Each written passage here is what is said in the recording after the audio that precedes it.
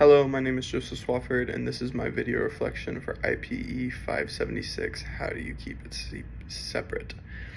Okay, so the first question is, you are asked to attend a meeting of your organization's healthcare ethics committee in which an ethical conflict that the organization is facing will be discussed. How will you prepare yourself for the meeting? So to prepare myself for the meeting, I would just, make sure that I'm confident in my moral stance, and then I would gather the facts that I know, or that will be discussed, because that would be the most important thing, and making sure that I have all the facts laid out and I have time to go over it myself first and see what my own personal opinion is before. And I feel like that's important, like understanding like what you think your stance is on the ethical problem and like what principles are at hand is very important. So gathering the facts would be very helpful before the meeting, just so you're actually able to contribute during like the ethical analysis. And then differentiating ethical principles from non-moral concerns, as we've talked about earlier in chapter 7, the steps of ethical decision making. That's step number 2, is differentiating ethical principles from non-moral concerns. And to understand that ethical problems may involve multiple ethical principles. So make sure we are understanding, again, like what all is going on here.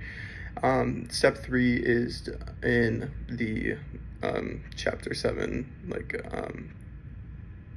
that we went over. Step 3 is determining ethical drivers, or the principles that are at the core of the problem, and to be able to clearly summarize how the ethical principles are related to the ethical problem.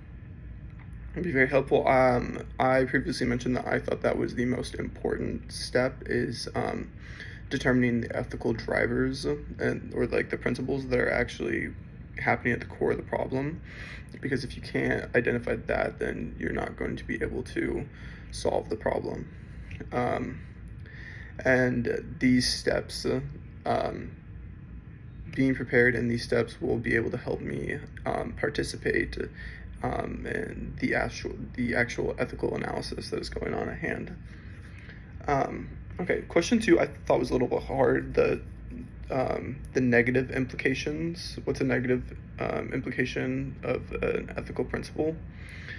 I had to do some research because the only one I found in the chapter was paternalism, but it's already talked about in the question. So the thing that I came up with was honesty and justice. That ethical principle can have a negative implication based on like the situation, and telling the truth might not actually benefit your coworkers or the company that you're working for, but ethically, you always want to tell the truth. So that's the only thing I come up with for number 2. Number 3, which of the following 3 situations involves an ethical conflict? Pretend you are a patient safety officer.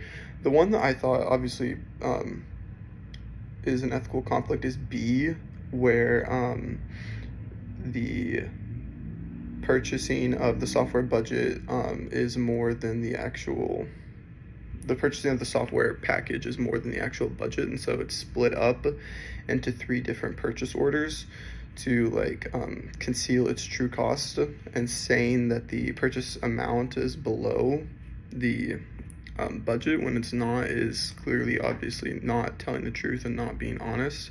So that goes against the ethical principle of honesty and truth and justice.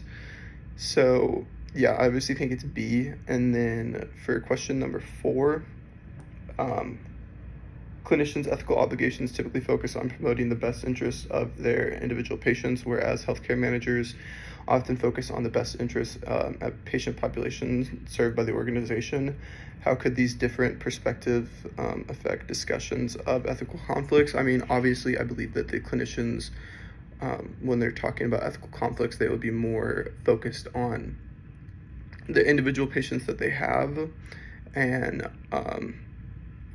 honoring their autonomy and everything like that, whereas the healthcare managers main focus is going to be on larger populations, which, if they want to direct funding to, or take away funding from one department because, say, that the emergency department needs more funding because that is where like a majority of the people are coming in and having issues, say they take away funding from another department, the doctors or the healthcare workers in that department, their main focus are the patients in that department. So it is taking away from those patients and the potential care that they can receive in the future, whereas the healthcare managers would be focusing on that we have a large population of people coming to the ED. I feel like that would be an ethical conflict that they could come up with based on like their different view on like who they have to look out for and like who they're trying to serve. So yeah, that is my video reflection.